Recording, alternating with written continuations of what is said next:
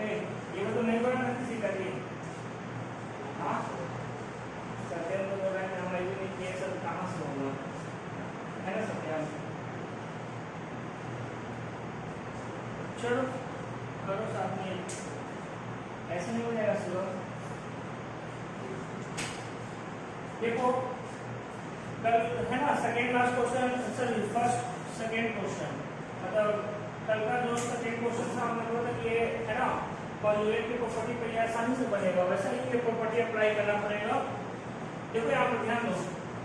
Okay, ये कितना लिखे हो, x प्लस आई वाई का पावर 5, इधर कितना p प्लस आई क्यूब, सही है ना? यहाँ देखना मिलाना, जो लाना है वो मिला लो। y क्या होना चाहिए बोलो, y क्या होना चाहिए, पॉजिटिव में होना चाहिए। i इसमें है क्या, i इसमें इंक्लूड है क्या? यहाँ पर नहीं है, i किसमें इंक्लूड है, x में। यहाँ देखो p के साथ i आ चुका है, ये है ना, तो हमने क्या किया, i का पावर 5 दोनों साइड है ना मल्टीप्लाई कर दिया। ये समझ में आया बात? अरे जो लाना रहता है उसको तो हम देख के भी करेंगे ना कोई भी चीज। हाँ, अब यहाँ पर कैसे क्या करोगे, अब ये पावर दोनों सेम है और यहाँ इनटू में, तो अंदर जाएगा ये, तब ये कैसा हो जाएगा, एक्स आई है ना, ये आई स्क्वायर बन जाएगा तो माइनस वाई है ना, फिर पावर 5। अब ये कितना आएगा, पी है ना, आई का पावर 5 कितना होता है, आई के बराबर होता है ना, ये हो जाएगा पी आई है ना, इधर आएगा तो क्या हो जाएगा माइनस क्यूब, सही है। अब आंसर आया क्या, देखो यहाँ पर पी आई है और ये क्यूब पॉजिटिव में है ना, यहाँ आई एक्स है और वाई पॉजिटिव में है, ठीक है। अब अगर सुन लो यहाँ पर समझ लो, जैसे यहाँ पर मैंने अगर कॉन्जुगेट मारता, conjugate on the both side है ना, तो कॉन्जुगेट मारे वाली तो ये कैसा मिल जाएगा, ये ऐसा आ जाएगा ना, ऐसा आएगा और ये ऐसा एच रह जाएगा, सही है। अच्छा कॉन्जुगेट मारे हो, समझना इस बात को, कॉन्जुगेट मार रहे हो, यहाँ पर बार लग जाएगा, यहाँ पर पी आई माइनस क्यू है, तो ये भी इस पर भी बार आएगा है ना। अब यहाँ पर कैसे होने वाला है, तो माइनस एक्स आई प्लस वाई के पावर 5 है ना, इधर कितना आएगा minus P I plus Q, sorry minus Q, सही है। अब इसमें से माइनस वाई है यहाँ पर, हाँ माइनस वाई आई वाला चेंज हो जाएगा, ये माइनस वाई ऐसे ही रह जाएगा। अब दोनों साइड माइनस कॉमन निकालेंगे है ना, इधर से भी कॉमन निकालोगे, आई पावर 5 है तो माइनस ही रहेगा बाहर निकलने के बाद है ना, यहाँ क्या हो जाएगा एक्स आई प्लस वाई का होल पावर 5, इधर कितना जाएगा पी आई प्लस क्यू। अब दोनों जो लाना था वही आ चुका है, सही है ना, ठीक। इधर है ना, लिख लो या कैसे करनी है। तुम इतने महान हो कि तुम वीडियो भी नहीं देखा, बोलता है अंदर सब वीडियो दिखा देती है,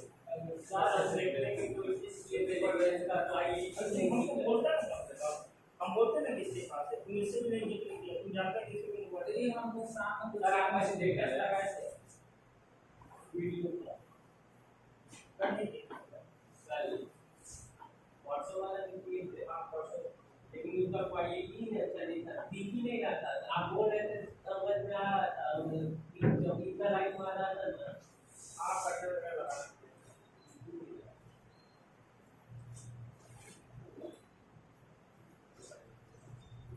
जो नेक्स्ट करें।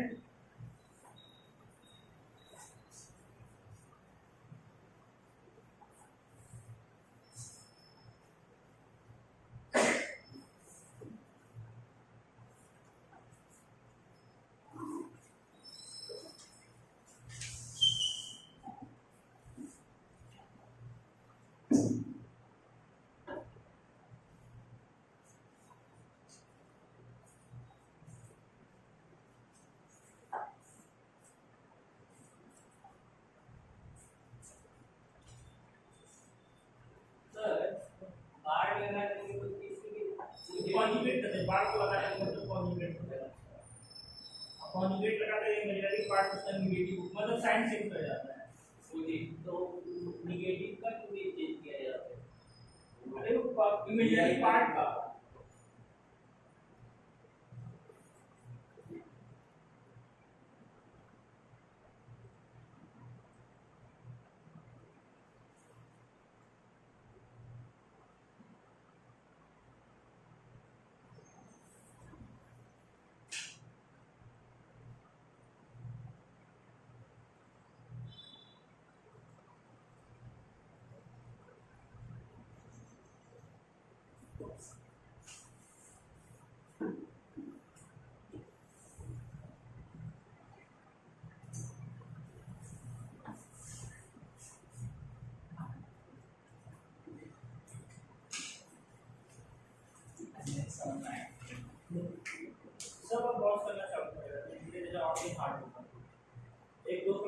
वो सोच ले तो नहीं पका दिया बैठा दिया यही है मैथ का हीरो ही है। हाँ मैथ का हीरो ही है। अभी तत्काल में हीरो ही ना है देखो के बाद अलजेब्रा का तो समझ लो यही सबसे हार्ड टॉपिक में आता है अलजेब्रा। उसके बाद सिंपल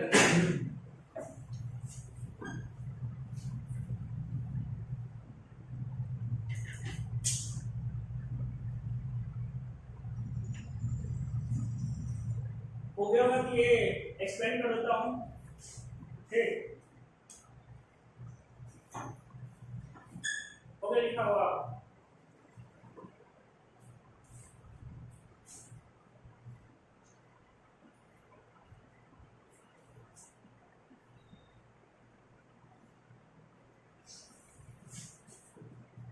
तो इसका सॉल्यूशन बता रहा हूँ है ना। देखना ये सभी प्रूवेड क्वेश्चन है। इसमें क्या बोल रहा है कि कोई एक है ना जेड है मतलब कोई एक कॉम्प्लेक्स नंबर है। वो कॉम्प्लेक्स नंबर क्या बोल रहा है जी ओके ये देखो जेड है कितना x प्लस आई वाई। तो जेड बार कितना होगा जी x माइनस आई वाई सही है ना। अब वो क्या बोलता है कि जेड बार अपॉन जेड जब करोगे तो कुछ तो नया कॉम्प्लेक्स नंबर बनेगा। कॉम्प्लेक्स नंबर कितना हो जाएगा x माइनस आई वाई अपॉन x प्लस आई वाई। अब इसको सॉल्व करोगे ना क्योंकि ये तो दो का फ्रैक्शन है मतलब डिवीजन में है ना रेशियो में मतलब इसको कैसे क्या करोगे बताओ।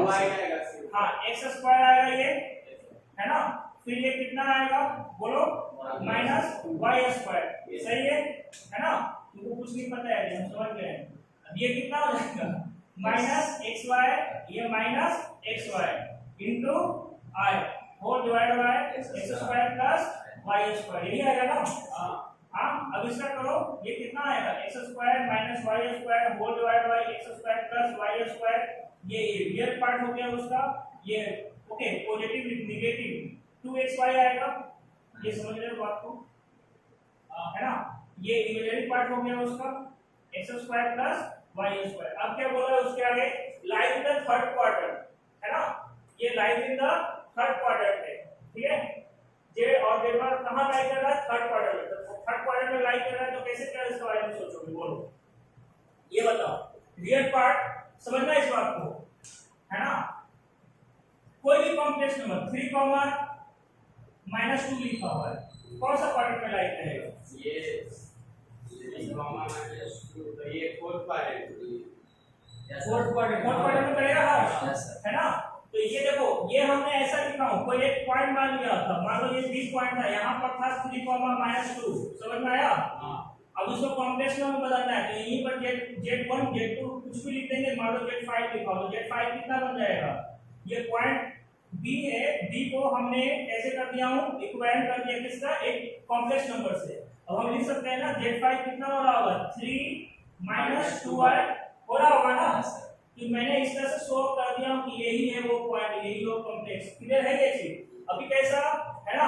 अब ये देखो ये वाला पार्ट a प्लस में एक माइनस ये वाला पार्ट देख रहे हो तो ये पार्ट रियल पार्ट आया कि नहीं आया और ये पार्ट कौन सा आया इमेजिनरी पार्ट। हमें उससे मतलब नहीं वो बोल रहा है ना कि जो भी है lies in the third quadrant करेगा ये प्रूव करके दिखाइए। कहां करके दिखाइए प्रूव करके दिखाइए कि वो जो भी आएगा ना z बार अपॉन z कहां रहेगा थर्ड क्वाड्रेंट में रहेगा। ऑलरेडी यहां पर जो तुम लिए हो ये x इज लेस देन है ना 0 और y इज लेस देन 0 है। बोलो कैसे क्योंकि देखो lies in the third quadrant लिखा है कि नहीं ये थर्ड क्वाड्रेंट में लाई कर रहा था। थर्ड क्वाड्रेंट में ये इसमें नेगेटिव होता है इसमें दोनों नेगेटिव होगा समझ में आ गया बात।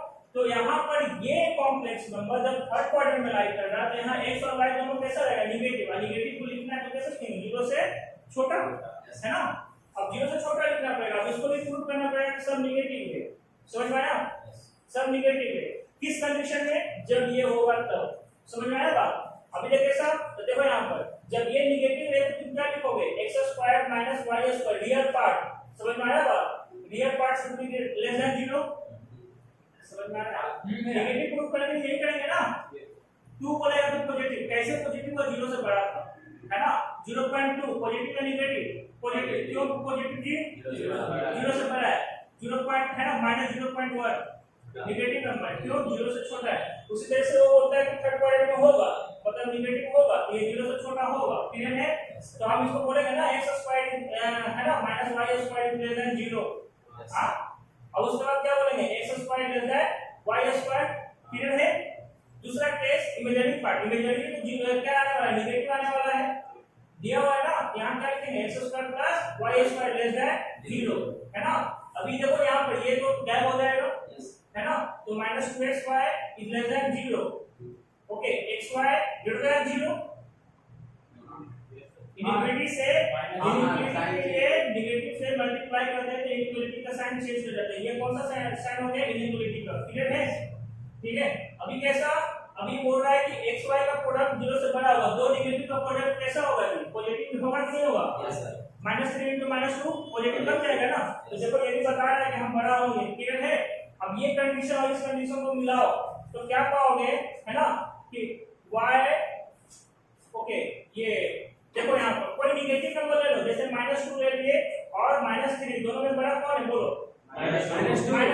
स्क्वायरिंग कर दो, स्क्वायरिंग कर दो, अब बड़ा कौन हो जाएगा 3। ये बड़ा हो जाएगा। मतलब समझ में आ रहा है, -2 का स्क्वायर है या -3 का होल स्क्वायर। क्लियर है। यहाँ पर अगर ऐसा लिखा हुआ है, देखो ऐसा लिखा हुआ है, इसका मतलब उल्टा हो जाएगा नेगेटिव के लिए, हो जा रहा है ना। यहाँ क्या लिखेंगे कि x ग्रेटर होगा इससे, और दोनों का दोनों कैसा है, 0 से बड़ा छोटा है, दोनों का दोनों 0 से छोटा है ना जी। x y का प्रोडक्ट कैसा आ रहा है, ग्रेटर देन 0, इसका मतलब 0 से तो छोटा ही जाएगा ना। ठीक है। ऊपर से थर्ड क्वाड्रेंट में बोला दिया, थर्ड क्वाड्रेंट में ये दोनों दोनों नेगेटिव रहेगा, किस कंडीशन पर, इसी कंडीशन पर। क्लियर होगा ये चीज है ना।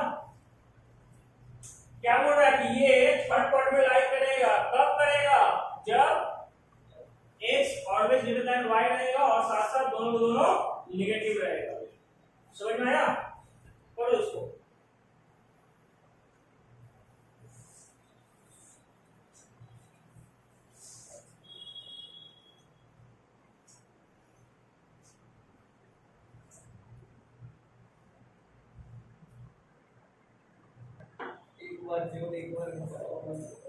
है ना। उसका देखो जी, एक अगर z है, एक अगर z है तो दूसरा क्या हो जाएगा, z बार हो जाएगा ऑटोमेटिकली।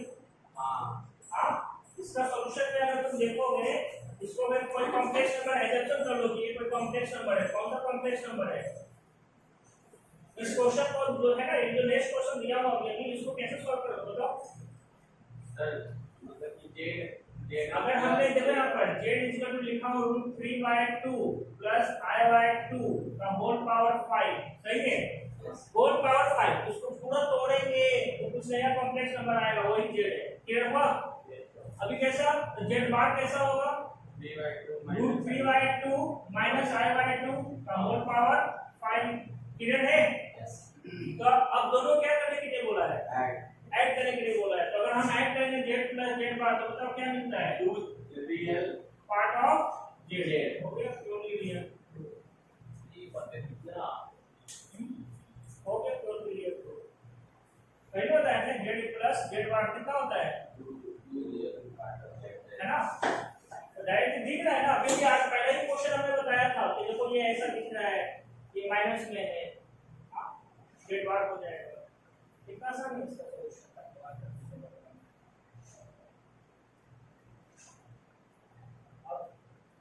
प्रॉब्लम सॉल्व करोगे तो उसको बाइट के एक्सपेंड करोगे, बाइट के एक्सपेंड करोगे, जिसमें से कल जो एक्सपेंड किया था i+1 है ना, और 1 - i के होल पावर दोनों जगह क्या था 6, उसको सॉल्व किया था हमने 0 आया। 0 कैसा है, रियल नंबर है कि नहीं है।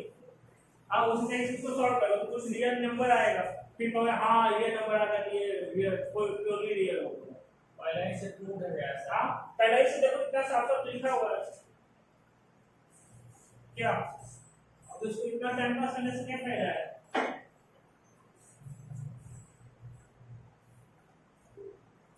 अब ये ऑप्शन में यही सब पूछेगा है ना, कि ये अगर दिया हुआ है, इसका ये दिया हुआ है, सम दिया हुआ है, पूछेगा आप है ना, दिस एक्सप्रेशन या this complex number will be purely real, purely imaginary या जीरो कॉम्प्लेक्स नंबर, ऐसा ही देगा।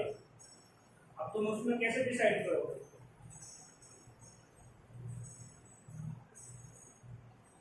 तो नेक्स्ट क्वेश्चन लिख लो। क्या कर रहा तुम,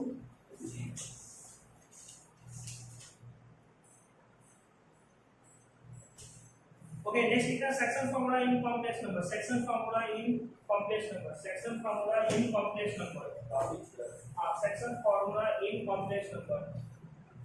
सेक्शन फार्मूला जानते हो क्या जानते हो तुम लोग? ये में पढ़े सही बात है।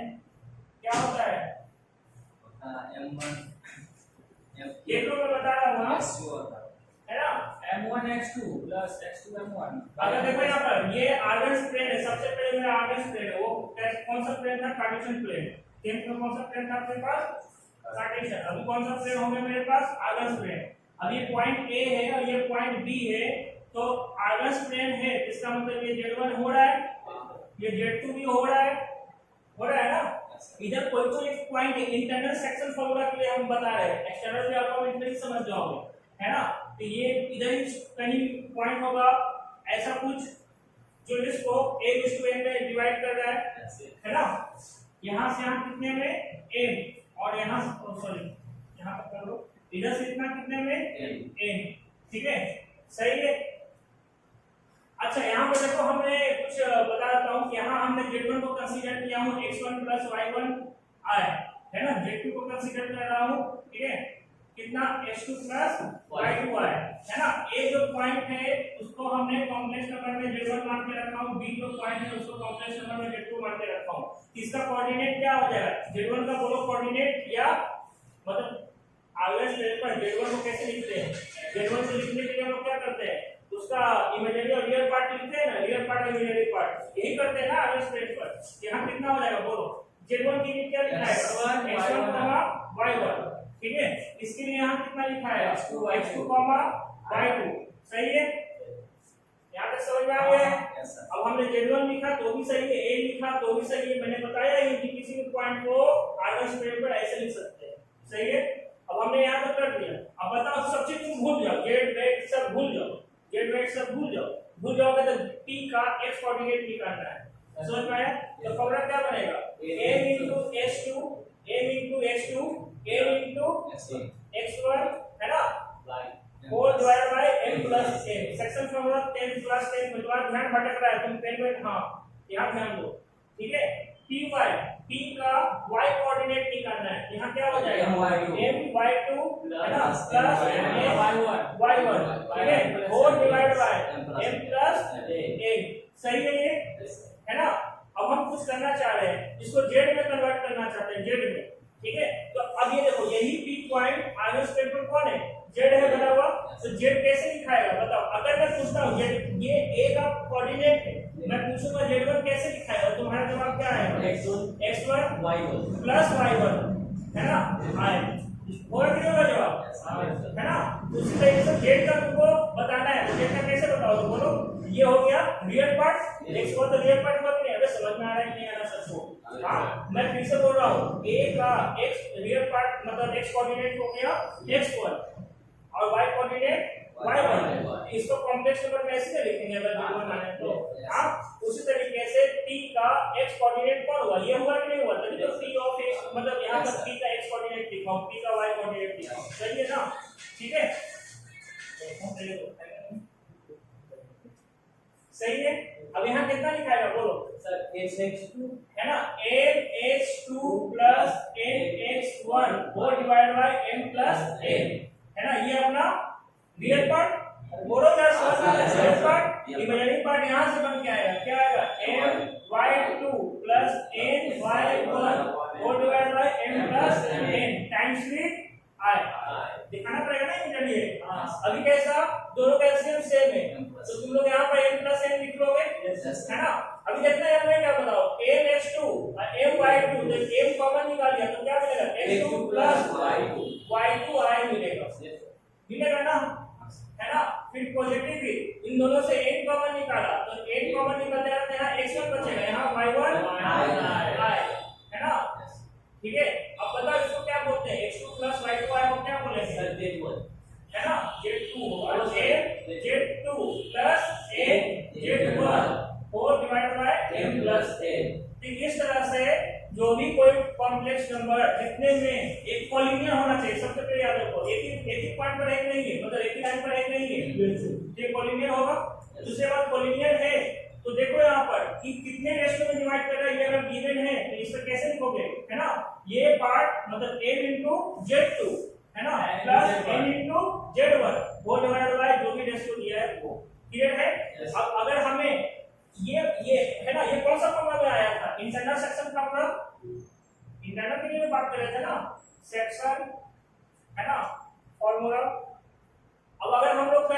किसके लिए? एक्सटर्नल के लिए, है ना। एक्सटर्नल में क्या लिख पाओगे बताओ? ये देखो, ये स्ट्रेट लाइन हो गया तुम्हारा ए, ये हो गया बी, और पी इधर इस कहीं पर होगा तुम्हारा, है ना। ये इसका Z1 था ना वहां पर, ये Z2, अब P क्या कर रहा है ना, इसको n में डिवाइड कर रहा है। अब समझ में आया, है ना। अब n में डिवाइड कर रहा है तो फॉर्मूला क्या होता है? सिर्फ नेगेटिव लग जाता है। याद आया कि नहीं आया? सेक्शन फॉर्मूला क्या होता है? सिर्फ नेगेटिव लग जाता है ना। यहाँ जब इंटरनल के लिए ये बनाया है तो एक्सटर्नल के लिए क्या बन जाएगा, है ना। यहाँ हो जाएगा तुम्हारा m Z2 minus m Z1 upon m minus a, clear होगा ये चीज, है ना। ये किसके लिए बताया था? Internal section formula. इसका क्वेश्चन देखोगे क्विक ही रहेगा, पकड़ना मुश्किल कर देगा। एग्जांपल तुरंत आ रहा है, चलो लिखो। टॉपिक का नाम तो सबसे पहले इंटरनल, है ना। सेक्शन फॉर्मूला ये कॉम्प्लेक्स नंबर। आप सबसे पहले लिखो कंसीडर, है ना, consider points A and B on Argand's plane, लिख देना। Argand plane मतलब समझ में आ ही जाएगा, ठीक है। हो गया यहाँ तक। अब ये लिख लो, हाँ तो ये लिखो। उसके बाद फिर ये हाँ, फॉर इंटरनल सेक्शन फॉर्मूला ऐसा लिख देना, फॉर इंटरनल सेक्शन फॉर्मूला, और ये हो जाएगा फॉर एक्सटर्नल फॉर्मूला के लिए।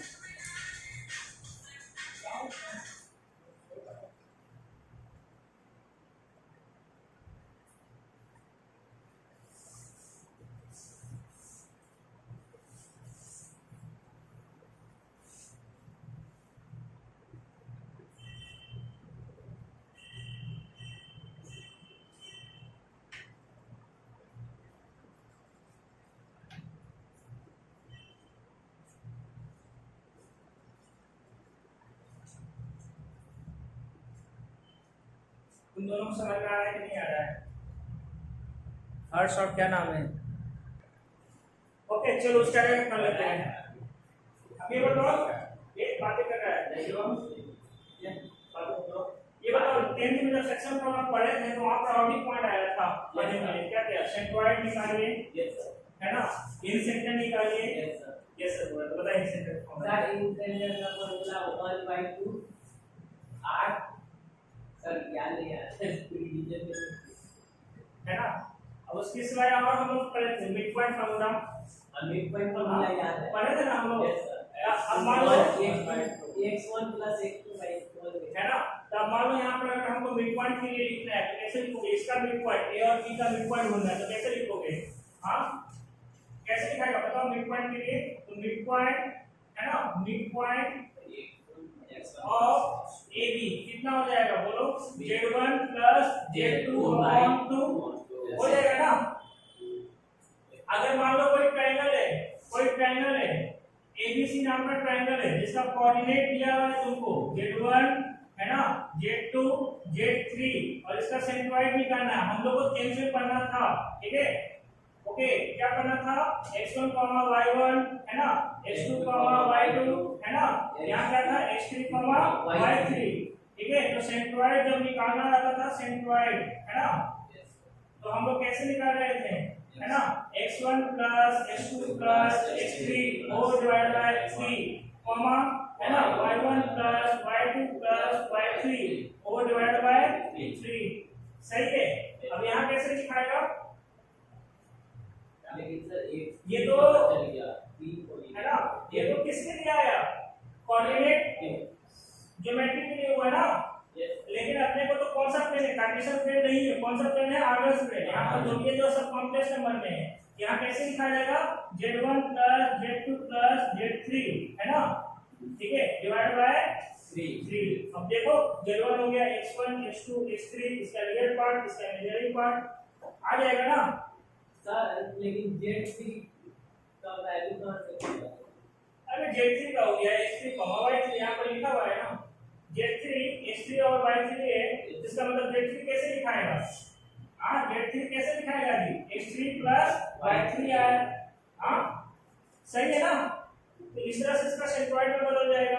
और सेंट्रोइड क्या करता है, कैसे डिवाइड करता है किसी को, मिलियन को डिवाइड करता है। हाँ सही है, मिलियन पे ही डिवाइड करता है, मिलियन पे ही रहता है। हमने सभी को आया तो भले ही खा गया होगा, है ना। तो 2:1 में डिवाइड करता है। उसी तरीके से सुनते रहो, सेंट्रोइड है ना, ऑर्थोसेंटर और सर्कमसेंटर। क्लियर हुआ? मैं फिर से बोल रहा हूँ, सेंट्रोइड, ऑर्थोसेंटर और सर्कमसेंटर। कैसे मिलता है सर्कमसेंटर? कैसे मिलता है?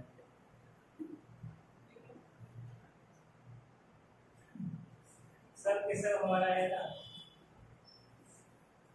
देखो साइड बाय सेक्टर जब आपस में टकराते हैं तो जो पॉइंट ऑफ इंटरसेक्शन होता है वो क्या कहलाता है, सर्कमसेंटर। वही सर्कमसेंटर कहलाता है। समझ में आया? अबे साइड बाय सेक्टर जब आपस में इंटरसेक्ट करता है, जिस पॉइंट पर है ना, ट्रायंगल का 2-3 साइड होते हैं ना, 3 साइड होते हैं ना, तो 3 साइड में से 2 या 2 से अधिक, मतलब तीनों साइड का परपेंडिकुलर बाइसेक्टर या 2 साइड का परपेंडिकुलर बाइसेक्टर एक ही पॉइंट से पास करेगा। समझ में आया? वो पॉइंट ऑफ इंटरसेक्शन ही कहलाता है सर्कमसेंटर। समझ में आया ये बात? अब रही बात ऑर्थोसेंटर कहां मिलता है, तब अल्टीट्यूड जहां टकराता है, मतलब इंटरसेक्ट करता है, उस पॉइंट को क्या बोलते हैं, ऑर्थोसेंटर। सब लिखवाया हुआ है ट्रिग्नोमेट्रिक ट्रायंगल चैप्टर में। देखो बैठ के तुम लोग कुछ नहीं रिवीजन रिवीजन किया करो, सही है। तो सेंट्रोइड है ना, मैंने क्या बताया, सेंट्रोइड, ऑर्थोसेंटर और सर्कमसेंटर कहां लाई करता है? ये तीनों एक ही लाइन पर लाई करता है। समझ में आया? तीनों एक ही लाइन रहता है। तो लिख लो पहले उसके, ये दो पॉइंट लिखो, उसके बाद हम वो लिखवा देते हैं। ये mid point of AD, bullet point बना लो, सेंट्रोइड है ना, ये यहां से बुलेट पॉइंट बनाना है ना, कि इफ एबीसीआर ट्रायंगल, ये पहला वाला फोटो बनाओ, उसका सेंट्रोइड लिख दो डायरेक्ट।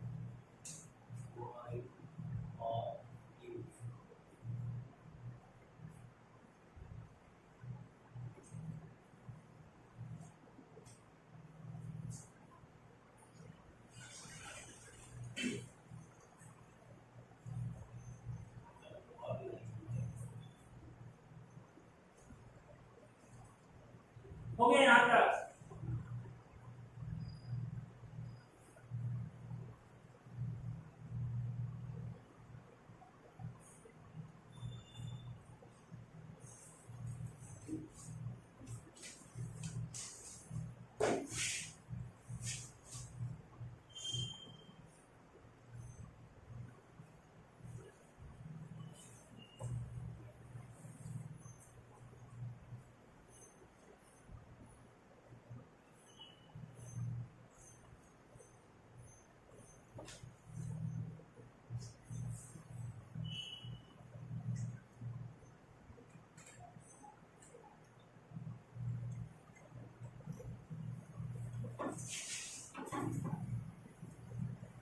हो गया यहां तक? चलो हम लोग कौन सा पॉइंट करते हैं, लिखे जाना है ना, सेंट्रोइड है ना, ऑर्थोसेंटर एंड सर्कमसेंटर सेंट्रोइड, ऑर्थोसेंटर एंड सर्कमसेंटर।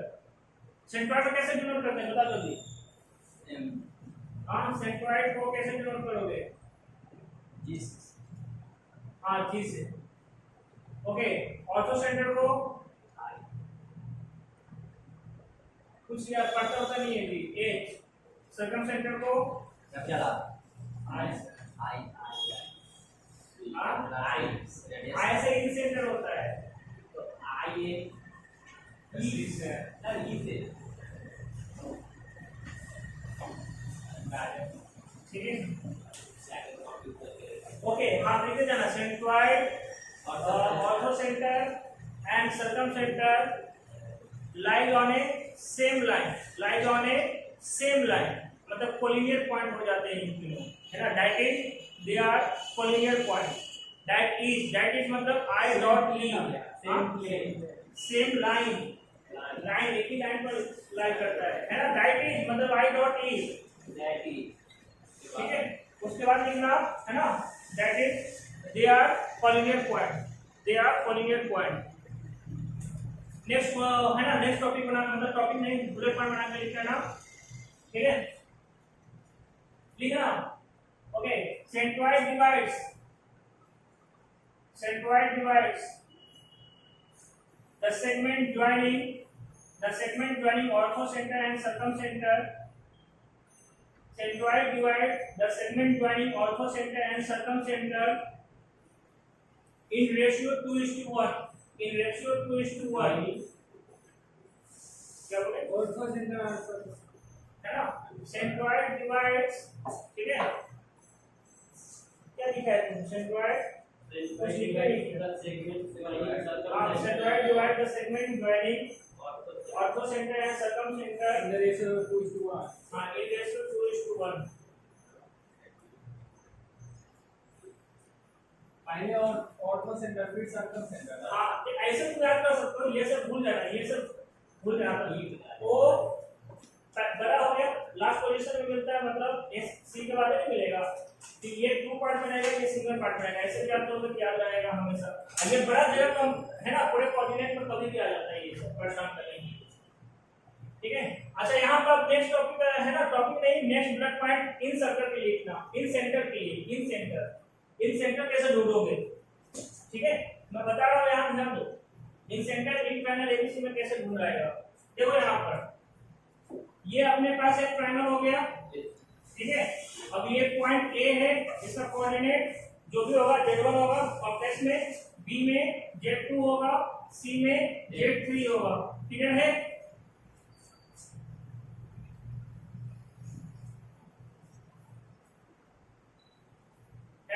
अब इसका अगर निकालना रहेगा इन सेंटर कैसे डिनोट करते हैं?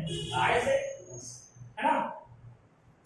हमें लेंथ पता होना चाहिए, देखो यहाँ पर लेंथ पता होना चाहिए ये, ठीक। ओके, ये लेंथ कितना लोगे? ए बी मतलब बीसी है ना लेंथ, है ना, बीसी में लेंथ। तो इसको ए लेंगे कि नहीं लेंगे? अपना टाइटल वाला फॉर्मूला से, या तो चलो पीक्यू वाला तो क्या करता है ना, तो हमने स्पेशल लिखा हूं, देखो ये हो गया बीसी, मतलब लेंथ ऑफ साइड समझ में आ रहा है? तो BC into Z1 है ना, प्लस अब देख रहे हैं यहाँ पर CA है ना, तो CA अगर लिए हो तो इसके लिए कौन आएगा? into Z2, समझ में आया? फिर बचा हुआ ये साइड है, तो यहाँ कौन हो जाएगा? AB into Z3, ठीक है, और divide by AB plus BC plus CA, ठीक है। ये इन सेंटर के लिए हो जाएगा। आई स्ट्रेस पर इन सेंटर होता है ना, कर दो।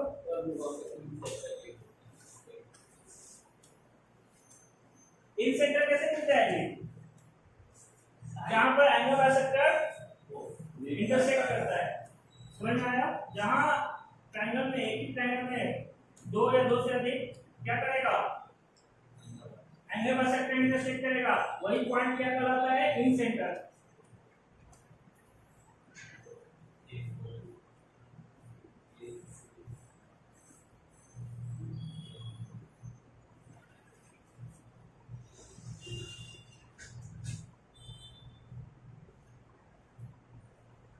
उसका ऐड करें हम लोग,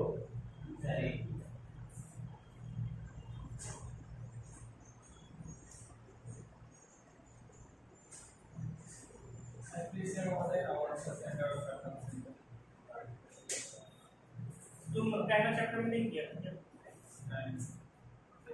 नहीं किया? पहला चैप्टर में हम पूरा चैप्टर पिक्चर में बना के दिए थे, सर्कम सेंटर सब। बता तो पूरा सर्कमसेंटर और ऑर्थोसेंटर के डिफरेंस से उसी दिन फॉर्मूला उतना सारा दिए वही बस आज का बताओ। चलो लिखो next question. Okay, late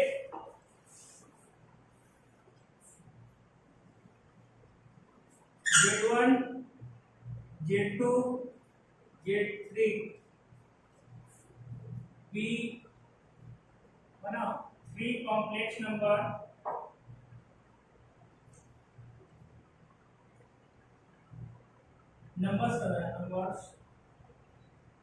and A, B, C be real numbers not all zero such that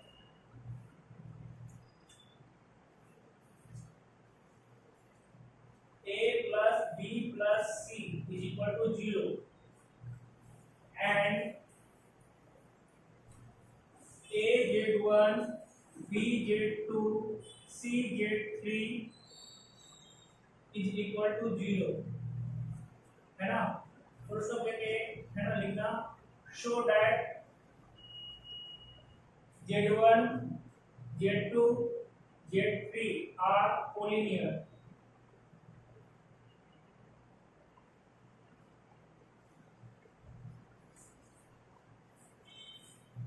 proof करना है कि Z1 Z2 Z3 कैसा रहेगा, कोलिनियर रहेगा।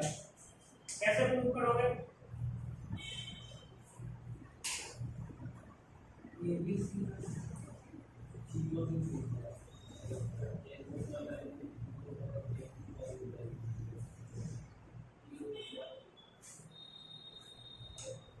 मैं सॉल्यूशन बता रहा हूँ, ठीक है। बड़ा इजी है, बड़ा इजी है। कैसे इजी है देखो, यहाँ पर कोलिनियर प्रूफ करना। देखो यहाँ पर लिखा है a प्लस बी प्लस सी का वैल्यू होता है 0, सही है। तो सी का वैल्यू कितना हो जाएगा, a प्लस बी, लेकिन निगेटिव में आएगा क्योंकि, सही है।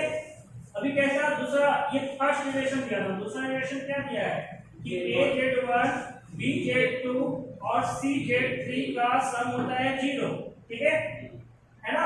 तो हमने ये C के जगह डाल दिया, ये क्या मिलेगा AZ1 BZ2, ठीक है, प्लस ओके माइनस मिलेगा ना, C का वैल्यू माइनस में आया, minus A plus B Z3 is equal to 0।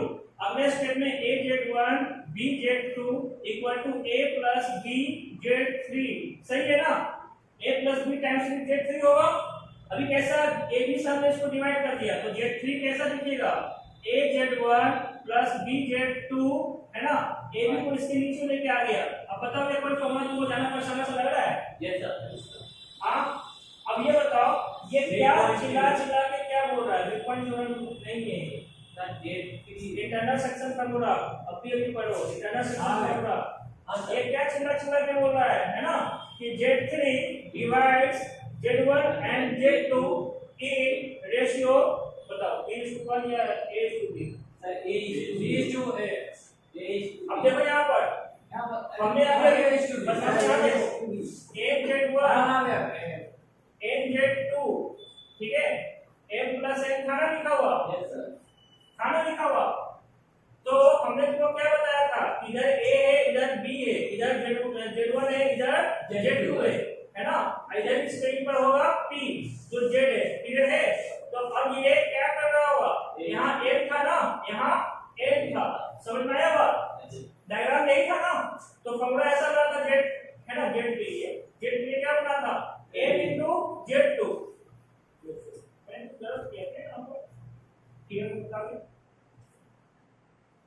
देखे ना फिगर में क्या है, मल्टीप्लिकेशन करते हो, नहीं ये NZ1 है ना, NZ1 है ना, ये हो जाएगा NZ1 और ये NZ2। ये था ना लिखा हुआ फॉर्मूला में डेरिवेशन करते वक्त। अब यहाँ से ऑब्जर्वेशन कर लो कि कैसे लिखा था। ये देखो NZ2 है ना, NZ1 ये कितने रेशियो में डिवाइड हुआ, बोलो N में, समझ में आया? जो पीछे दिखाया हुआ है उसके लिए, तो उस कंडीशन में यहाँ क्या दिखाएगा, है ना, कि Z3 डिवाइड्स, है ना, Z3 डिवाइड्स, ठीक है, ओके। ये भी देखो दो पॉइंट है, एक Z1 है और दूसरा Z2 है। तो अब A के उल्टे साइड में Z1 है।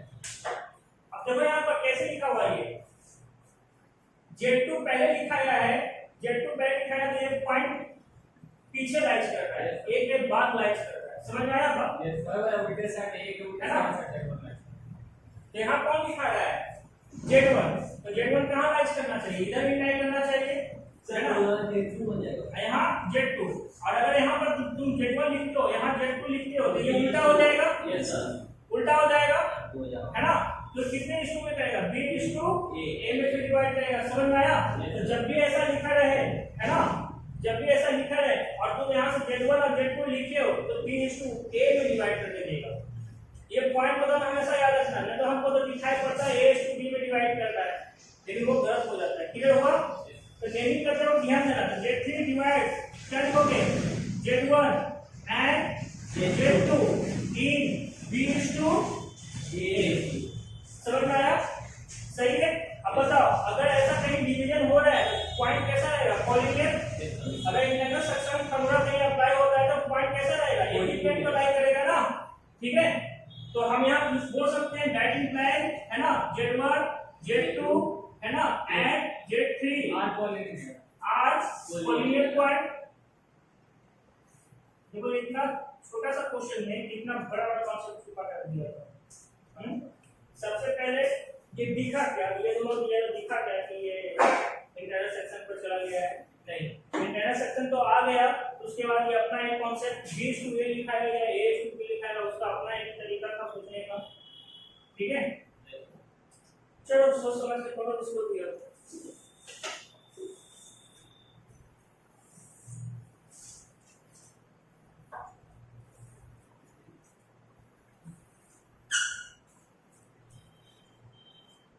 कुछ दिक्कत है क्या हमको?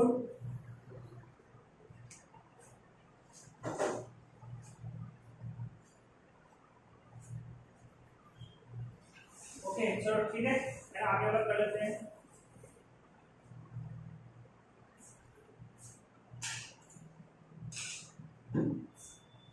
आज होमवर्क बहुत सारा मिलने वाला है, लिखो फाइंड द रिलेशन ओके तुम्हारा हमको लिखा हुआ? Yes, sir. हाँ तो लिखना question find the relation if Z1 Z2 Z3 and Z4 Z1 Z2 Z3 Z4 are the fx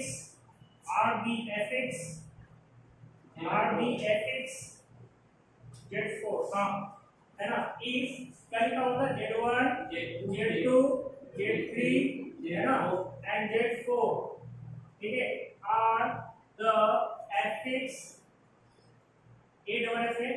fx okay of the vertices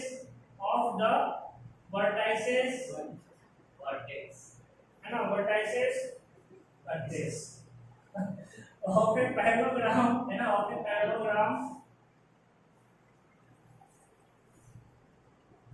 parallelogram taken in order। ये question क्या बोलता है जी?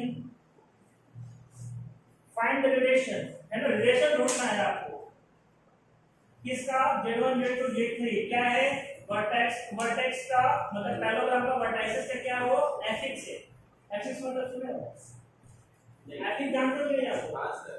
क्या चीज जानते हैं बोलो? ओ इंग्लिश ग्रामर आगे जुड़ा पीछे जुड़ा है, वही होता है ना prefix. Yes sir, prefix suffix. देखो ये देखो अगर तुमने पैरेललोग्राम बना दिया, बनाया ना पैरेललोग्राम, ये अब पैरेललोग्राम बनाया हो जिसका नाम ABCD दे दिए, इसका एफिक्स से आगे स्टेटमेंट पर मतलब ये Z1 हो गया है ना, ये एफिक्स हो गया, Z2 हो गया है ना, ये एफिक्स हो गया, Z3 हो गया और ये Z4 हो गया। समझ आया? लेकिन सी में एफिक्स की जरूरत है उससे इसको बोलते हैं मतलब 3 पॉइंट व्हाट एफिक्स और सफिक्स होता है रे? हां देखिए एफिक्स नहीं होता है, प्रीफिक्स और सफिक्स ठीक है। सफिक्स होता है कि नहीं होता है? प्रीफिक्स होता है कि नहीं होता है? ये एफिक्स लिखा हुआ है, क्लियर है? हां मीन का अच्छा से पढ़ लिया, ठीक। चलो ठीक है, अगर हो सकता है मैं गलत होगा और तुम सही होगा, है ना? ओके अब खुश रहा है बस यार, देखो तो खुशी। हां यहां तक सही है। अभी कैसा तुम ये बताओ, कोई प्रॉपर्टीज बताओ जो इसको चारों को कोई रिलेशन दे दे। पैरेललोग्राम में क्या होता है? मतलब प्रॉपर्टीज अपोजिट साइड से इक्वल है। दूसरा diagonals are divided each other. नहीं sir, diagonal intersect each other at 90 वाह नहीं रोम्बस में होता है, स्क्वायर में होता है ना। बस इसका ये तीन प्रॉपर्टी है कि आमने सामने का साइड कैसा होगा? Equal.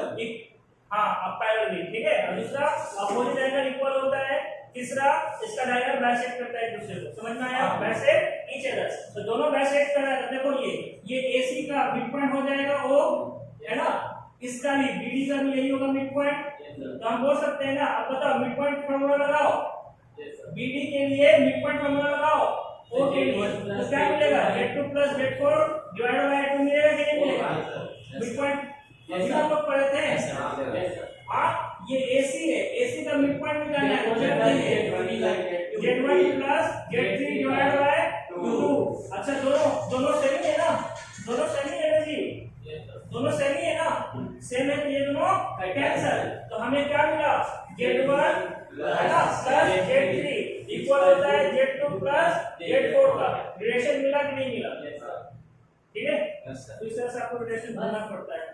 Find the relation in the parallelogram का जो वर्टाइसेस है उसके लिए चलिए वो आपको रिलेशन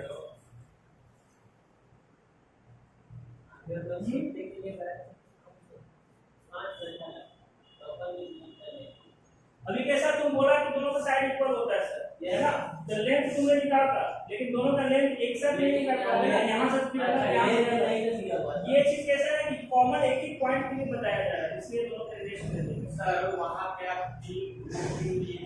अब पॉइंट है पर 10 कर लिया किसी पॉइंट का कोऑर्डिनेट लिखना है ऐसे लिख दियो जी, तो वहाँ ये Z4 को लिखते हैं सर। अरे हमने नहीं लिखा यार, उससे क्या हो गया आपको? हमको लगा कि इसमें कुछ अब यहाँ पे क्या लिखते हैं और सही रहेगा। 8 महीने का ब्रेक नहीं होता लॉकडाउन का कंट्रोल करा कितने होता है यार? स्टूडेंट सभी स्टूडेंट के पास आउट हुआ। अरे तुरंत लग रहा है स्टडी का और तो बोला है पर पता चल रहा है एग्जाम तुरंत लग रहा है स्टडी आउट करा। ओके चलो हम लोग नेक्स्ट करें। मैं होमवर्क बहुत सारा देने वाला हूं लोग, है ना, कैसे से नहीं लिया अपने से ये देखिए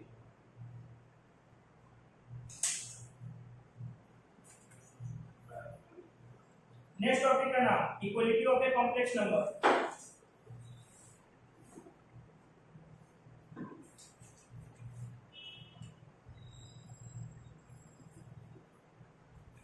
equality of a complex number कैसे इसका निकालना है, एक दो क्वेश्चन उससे करवा देंगे इसका, तब तक मोनो हम को पूछेगा नहीं जाता उसका तो बहुत क्वेश्चन होगा सर, ये पता होगा आई मोनो का मजा नहीं आ रहा है तो इसको ये भी नहीं बनना नहीं समझ आ रहा होगा, इसलिए मोनो शांति से बैठना होगा, चेहरे पर उदासी छाया हुआ।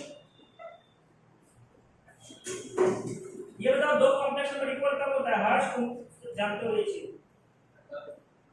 दो कॉम्प्लेक्स नंबर इक्वल कब होता है? देखो काम कर रहे हैं नहीं करता है दो कॉम्प्लेक्स इक्वल कब होगा? हाँ बोलो।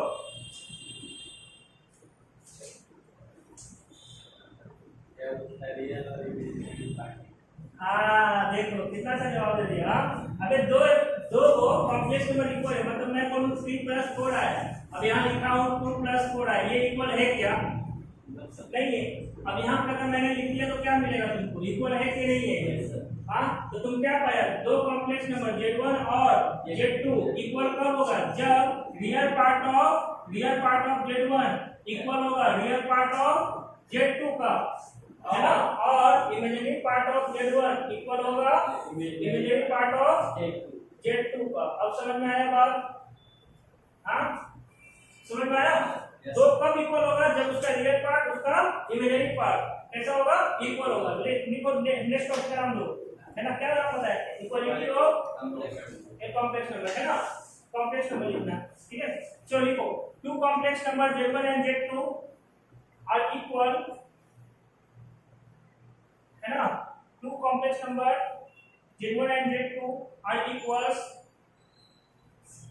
इफ एंड ओनली, इसको देखो ऐसे लिखते हैं, इफ एंड ओनली इफ ऐसे दिखाता है, ठीक है, इफ एंड ओनली इफ ऐसे दिखाता है, ठीक है, इफ एंड ओनली ये वाला देखो, ये वाला लिख ले। हाँ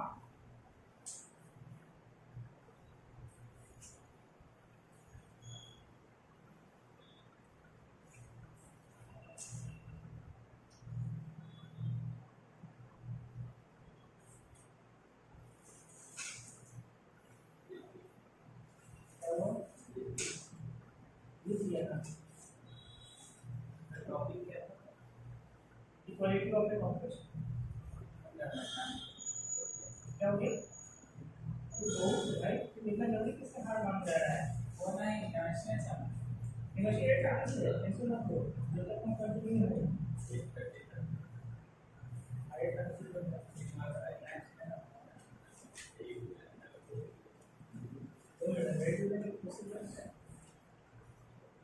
ओके ओके चलो लिखो कुछ। अच्छा ये बताओ है ना, इमेजिनरी पार्ट रियल पार्ट आपस में जुड़ता है क्या? हम लोग ऑलरेडी डिस्कशन कर चुके हैं। नहीं सर, नहीं कभी नहीं। हाँ 2 + 3i लिखा रहेगा तो क्या हो जाएगा 5 आ जाएगा। नो सर, नहीं ना, ये जुड़ता नहीं है आपस में, सही है ठीक है। और दोनों में से बड़ा कौन है? 2 बड़ा है या 3i बड़ा है? 3 तो इमेजिनरी नंबर सिर्फ सपना देखा तुम ऐसा? हमेशा नहीं सर, रियल में तो ऐसा कुछ नहीं था। लेकिन वहाँ पे वैसे सपना में बड़ा भी तो देख सकते हैं। मेरा सपना देखा, रियल लाइफ में नहीं बोला था, तो तुमसे कैसे बोल देगा? समझ में आया बात? हमने ऑलरेडी बताया था ना इमेजिनरी नंबर।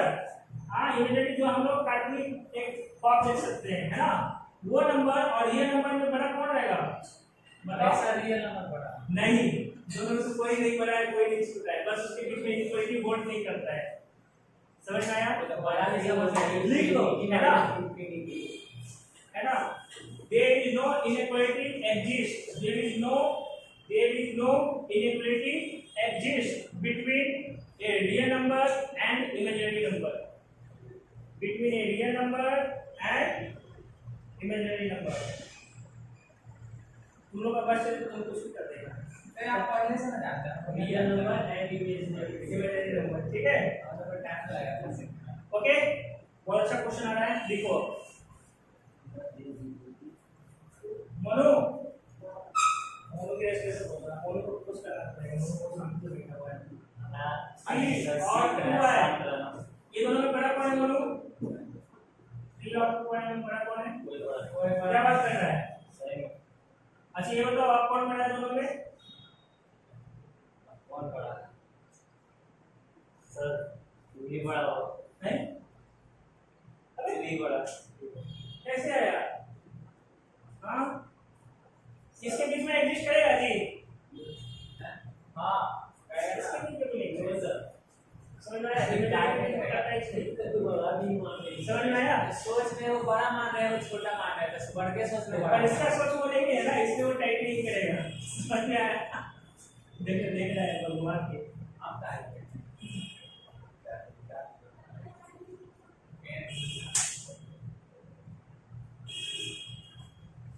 क्या सही बोल रहे हैं? चलो नेक्स्ट वन, ठीक है? नेक्स्ट अच्छा क्वेश्चन है, लिख लेना। ठीक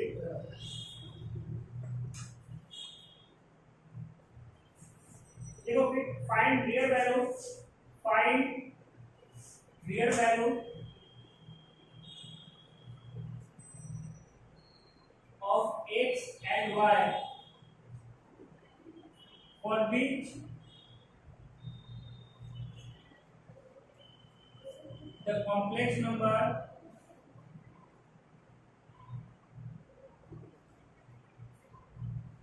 -3 plus I x squared y and x squared plus y plus 4i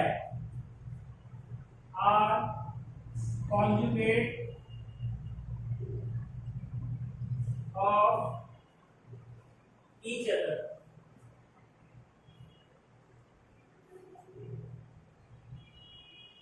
Okay, ठीक है? Are conjugate of each other.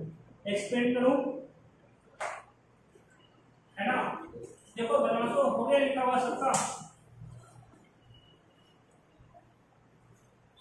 मैं कर रहा हूं इसका बता रहा हूं, देखो यहाँ पर x और y ढूंढना है, बोला है the complex number this one and this one are conjugate of each other, तो दोनों में से किसी एक का पकड़ लो, है ना? अब यहाँ पर देखो यहाँ पर 3 plus I x square y लिखा हुआ है, क्लियर है? यस सर, इसका कॉन्जुगेट क्या होगा? -3 -I मैंने यहाँ पर इसको एग्जांपल कर लिया, प्लेट ये दिस वन है, तो z बार कितना हो जाएगा? -3 I x square y, clear है? यस सर, अब इसका कॉम्प्लेक्स नंबर इस कॉम्प्लेक्स नंबर का कॉन्जुगेट और ये दोनों इक्वल है, लिखा है कि नहीं लिखा है?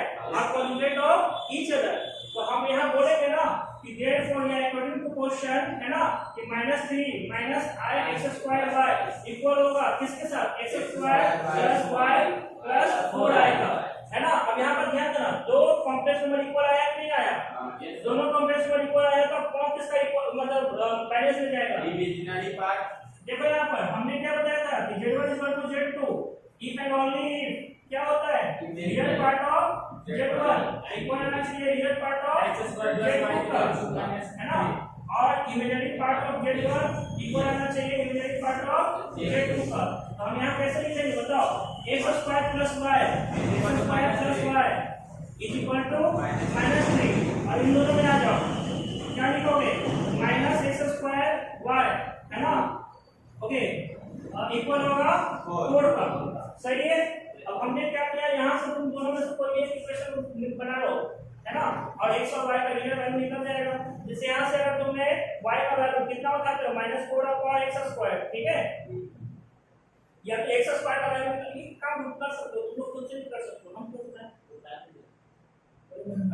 बताओ x² का वैल्यू कितना होगा बोलो, -4/5y, है ना। अब इस इक्वेशन में हम करते हैं, यहाँ क्या आ जाएगा -4/y plus y is equal to -3। अब ये क्या हो जाएगा -4, है ना, प्लस y², ये यहाँ आएगा तो क्या हो जाएगा +3y इज इक्वल टू 0, है ना। मैंने डायरेक्ट उस साइड उठा के इसको मल्टीप्लाई किया। अब यहाँ पर अगर हम करना चाहेंगे, ठीक है, यहाँ तो क्या मिलेगा जी, है ना, y² + 3y - 4 is equal to 0, है ना। ये हो जाएगा तुम्हारा कितना y² + 4y -y, है ना, ये हो जाएगा -4 इज इक्वल टू 0। तो y कॉमन निकालो तो y + 4, माइनस कॉमन निकालोगे तो कितना मिलेगा y + 4 इज इक्वल टू 0, यहाँ 1 कॉमन निकलेगा, ठीक है। तो y का वैल्यू 1 और दूसरा -4, है ना। जब, ठीक है, y का वैल्यू 1 रहेगा तो x² का वैल्यू कितना आने वाला है, x² का वैल्यू हो जाएगा -4, ठीक है। तो x की वैल्यू कितना हो जाएगा 2y होगा, क्यों होगा x² = -4, तुमको नहीं समझ में आया है हर्ष, चेहरा बता दिया है, ये हो जाएगा -4 का रूल। अब ये क्या हो जाएगा 2y होगा, नहीं होगा, ठीक है। अब यहाँ आ जाओ, है ना, जब, ठीक है, y का वैल्यू कितना हो जाए -4, तो x² का वैल्यू कितना हो जाएगा 1, तो x की वैल्यू कितना आएगा 1 ठीक है, ठीक है। अब x और y का वैल्यू ढूंढने के लिए बोला था, मिल गया। y कितना होता है, अब ये देखो, अब यहाँ पर पेड़ बनेगा, है ना, देयरफॉर x, y कैसे रहेगा, जब देखो y कितना था 1, y 1 है तो ये भी 1 है, y 1 है तो ये -1 भी रह रहा है ना। और जब y कितना था 1, ठीक है, y 1 है, माइनस किया ये y 1 है, देखो ये +-1 आया, +-1 आया, ये चलने वाला आया -4 पर आया, यहाँ पर -1 देगा तो ये हो जाएगा -4। अब यहाँ जब y का वैल्यू 1 रहेगा तो ये x हो जाएगा 2y। पूछा कौन था, देखो यहाँ पर पूछा क्या है, रियल वैल्यू निकालना है, ये तो इमेजिनरी वैल्यू हो गया ना, इसलिए नहीं देंगे, ये भी याद रखना, वो रियल वैल्यू पूछा है।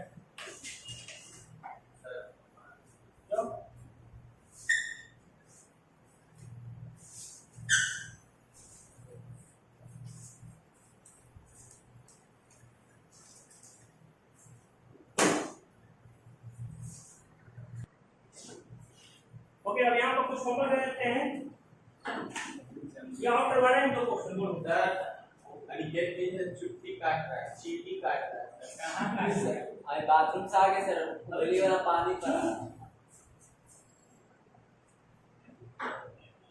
ठीक है। मतलब होमवर्क देना है या कुछ करवाना है क्वेश्चन, नहीं छोड़ दे, 15 मिनट के अंदर सर आ रहे हैं, तो होमवर्क ही दे देता हूँ, ठीक है, होमवर्क दे देता हूँ, लिखवा दो क्वेश्चन, वो लास्ट पॉइंट छोड़ देगा, ये बताओ, तो खुद से कर लेगा, तो तुम पे इतना को कॉन्फिडेंस है, तो खुद का नहीं है क्या।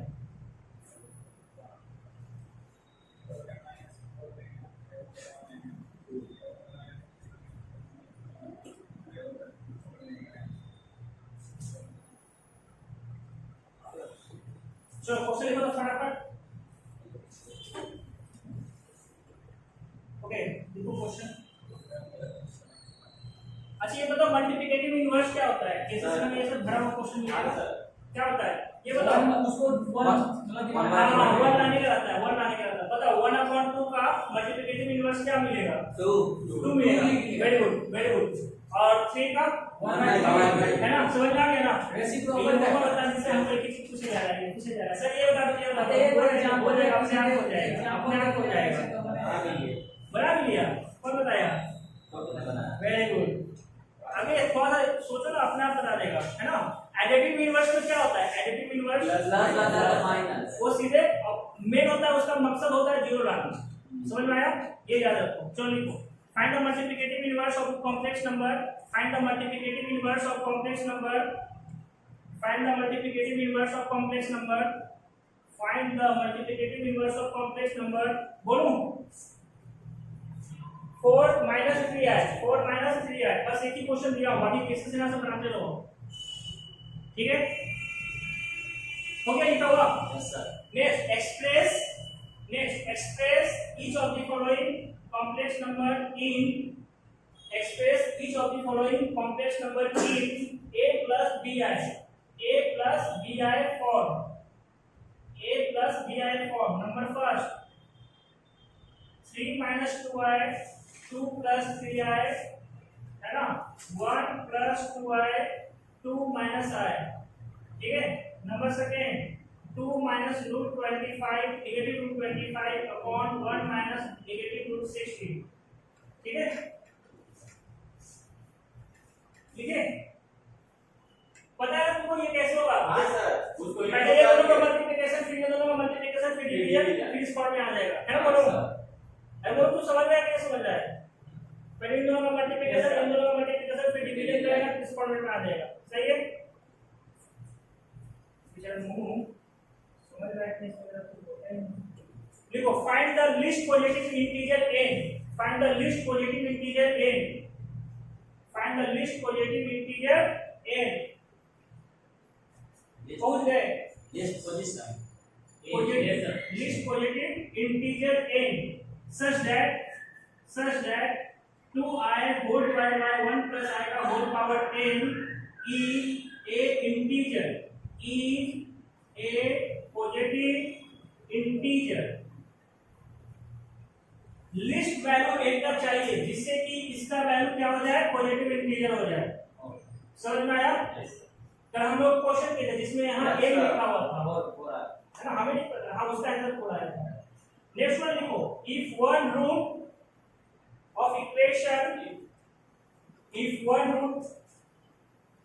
of the equation z square minus az plus a minus 1 is equal to 0 है ना z square minus az okay plus a minus 1 is equal to 0 is 1 plus I है ना 1 plus I where a is a complex number where a is a complex number where a is a complex number where a is a complex number then find the other root ये कौन सा equation है quadratic है कि नहीं है quadratic है ना जिसका दो रूट आएगा एक रूट दिया हुआ है 1 प्लस i होगा दूसरा रूट ढूंढना है तुम लोग को ठीक है सही है ना नेक्स्ट वन प्रूव दैट और अच्छा क्वेश्चन है दिमाग लगाते रहेगा तब जाओगे प्रूव दैट जब है ना prove that quadrilateral formed by the complex number prove that quadrilateral formed by the complex number पहुंचे यहां तक yes sir complex numbers which are the roots of equation which are the roots of the equation z के power 4 minus z cube plus 2z square minus z plus 1 is equal to 0 is है ना and equator trapezium is an equilateral trapezium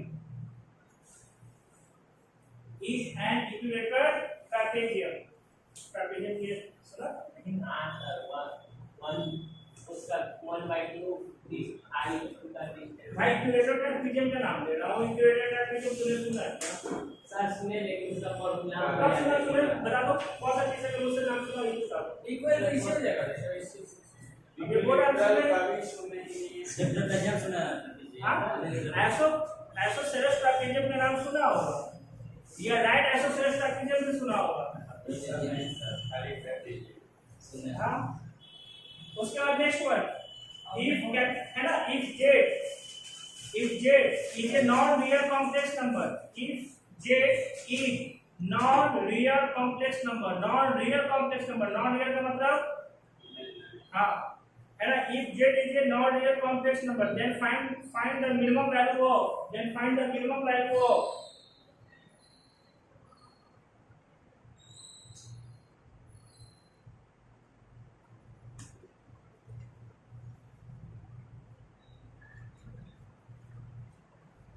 ठीक है find the minimum value of ये expression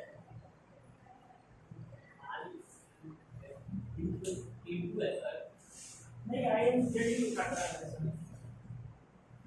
वो Z के power 5 बुलाया है ना क्वेश्चन काट दिया find the real number x and y find the real number x and y इसी में नहीं नेक्स्ट क्वेश्चन है find the real number x and y if find the real number x and y if x minus iy into है ना x minus iy लिखे x minus iy into 3 plus 5y each conjugate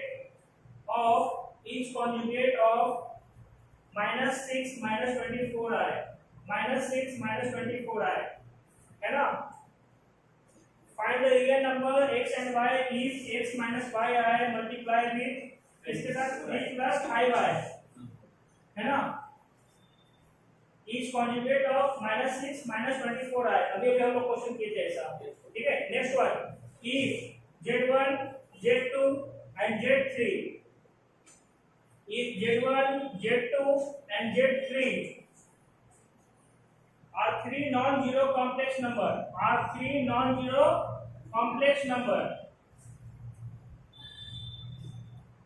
non-zero complex number such that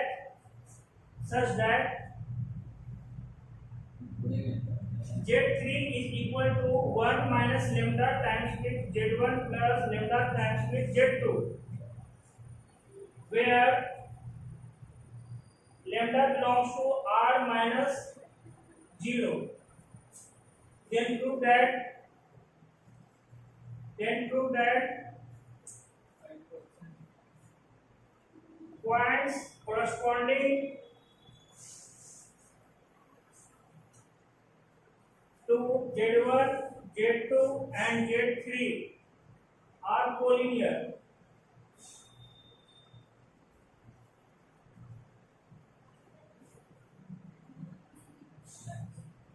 okay हो गया यहां तक word यहां पर लिखा हुआ ये सोचना कब बोलेगा नेक्स्ट है ना देखिए चलो हो गया तो नेक्स्ट लिखो आगे आपको प्रूव दैट 8 हुआ सर 2 बार बाद prove that for positive integers prove that for positive integers n1 and n2 ठीक है the value of expression ठीक है 1 plus I expression ऐसा शॉर्टकट है उसका 1 plus I का power n1 positive with 1 plus I cube का पावर n2 ठीक n1 है n1 है ना n1 positive with 1 plus I का पावर 5 है ना का होल पावर n2 ये हो जाएगा 1 plus I के पावर 7 का होल पावर n2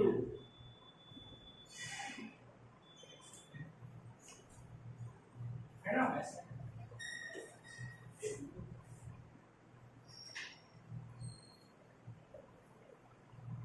ठीक है, उसके आगे लिखना है is a real number, is a real number,